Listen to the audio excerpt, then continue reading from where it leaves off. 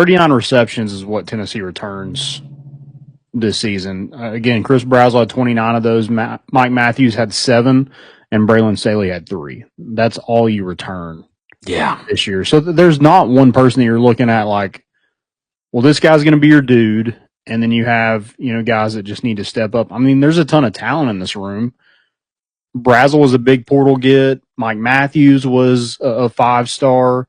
He had high 4 stars, and Braylon Staley, who had tons of SEC offers, and then the freshman Travis Smith.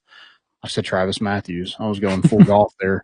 Travis Smith, Rodarius Jackson, Joakim Dotson, like those guys were SEC caliber receivers that could have went basically anywhere, and chose to come to Tennessee. And now they have a real shot to play their freshman year just because of the injuries and the lack of depth there. Yeah, I mean, they have a legitimate chance. I know Braylon Staley, I think Heupel said he was still out. Like, he hadn't practiced at all. Mm-hmm. I don't know how Boo Carter fits into the wide receiver room at this point. If any, I'm very curious. I don't know how they handle that situation.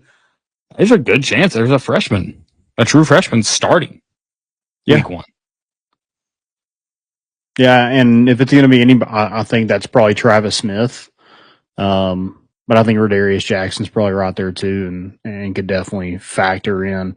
I think the most interesting thing to me is Braylon Staley, because you have that slot position. I don't know how much other guys are working at the slot.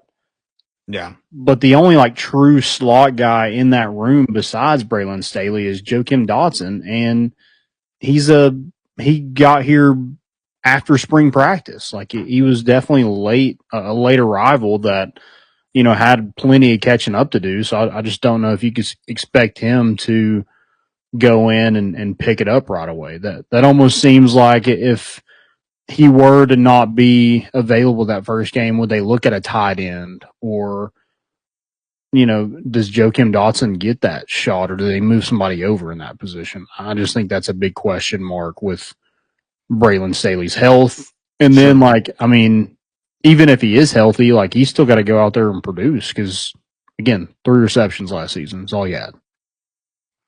Yeah, it's a thin room. This is the encouragement, is I think there's a ton of talent. And I think I said this when we ranked our position groups. I think this is the most collective speed you've had. Mm-hmm.